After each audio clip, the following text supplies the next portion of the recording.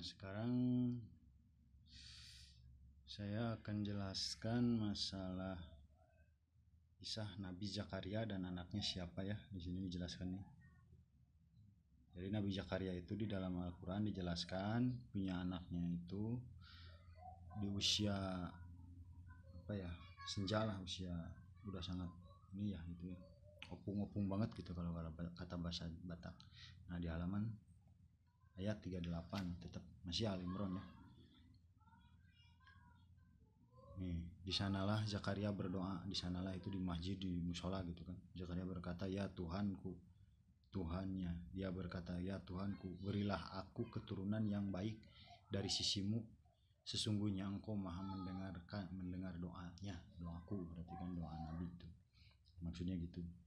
Nah, kemudian setelah berdoa Nabi Zakaria, turunlah malaikat menyampaikan wahyu nih. Kemudian para malaikat memanggilnya ketika dia berdiri, sedang berdiri kan, setelah sholat kan, berdiri melaksanakan sholat, berarti bukan lagi sholat dipanggil nih, ketika dia berdiri melaksanakan salat.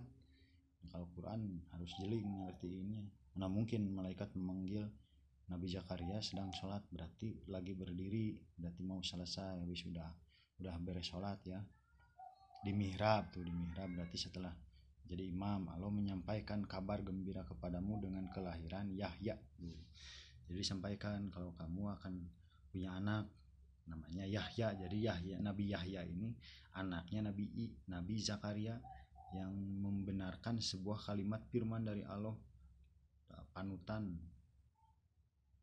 berkemampuan menahan diri dari hawa nafsu nih. Jadi Nabi Yahya ini berkemampuan menahan diri dari hawa nafsu, dan seorang nabi di antara orang-orang saleh tuh. Jadi udah dikabarkan ke Nabi Zakaria bahwa akan punya anak yang soleh namanya Yahya, kasih namanya Yahya aja gitu. Jadi Yahya ini pemberian dari Allah gitu. Terus Zakaria berkata setelah menerima wahyu, Zakaria berkata, "Ya Tuhanku, bagaimana aku mendapatkan anak sedangkan aku sudah sangat tua dan istriku pun mandul." Jadi Nabi Zakaria itu sudah tua, terus istrinya pun mandul. Dia Allah berfirman, demikianlah Allah berbuat apa yang Dia kehendaki. Terus ini halaman 41 ayat 41 ya. Dia Zakaria berkata, "Ya Tuhanku, berilah aku satu tanda." Sebuah tanda nih. Gimana kalau memang benar tanda bagimu adalah bahwa engkau tidak berbicara dengan manusia selama 3 hari kecuali dengan isyarat, dan sebutlah nama Tuhanmu sebanyak-banyak nih. Sebuah tanda itu mana ya? Syarat. Ya, istilahnya memastikan nih, kalau saya akan punya anak nih, kata Nabi Zakaria. Allah memerintahkan, dan jangan bicara selama 3 hari kecuali dengan isyarat, dan sebutlah nama Tuhanmu banyak-banyak. Jadi 3 hari, bukan 3 tahun. Ada yang bilang 3 tahun, ada yang 4 tahun, juga ada 40 hari enggak. Bukan, ini jelas di sini dengan manusia selama 3 hari kecuali dengan isyarat. Banyak simpang siur. Nabi Zakaria itu puasa enggak ngomongnya setahun, 3 tahun enggak, cuma 3 hari puasa enggak ngomong. Jadi riwayat puasa enggak bicara itu, nah ini dari Nabi Zakaria selama 3 hari. Jadi kalau puasa enggak ngomong itu bukan sehari, yang benarnya itu 3 hari seperti Nabi Zakaria.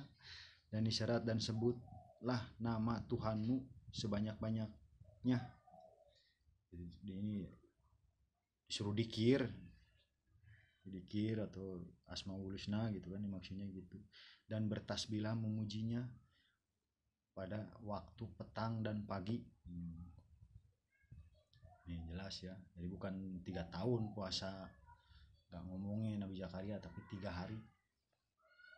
Dan anaknya siapa? Nabi Yahya, soleh gitu kan, paling sabar, bisa menahan hawa nafsu di zamannya itu.